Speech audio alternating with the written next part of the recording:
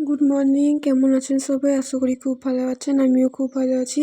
SA লাইফস্টাইলে আপনাদের সকলকে স্বাগত জানাই। আজ বেরিয়েছি একটু ঘুরতে। সরস্বতী পুজোর দিন বেরোনোর সময় হয়নি, তাই জন্য আজকেই বেরোলাম। এই যে বর্ধমানে এসেছি, একটা পার্কে যাব, এখনও ঠিক হয়নি পার্কটা। দেখা যাক, চলুন তবে দেখাই।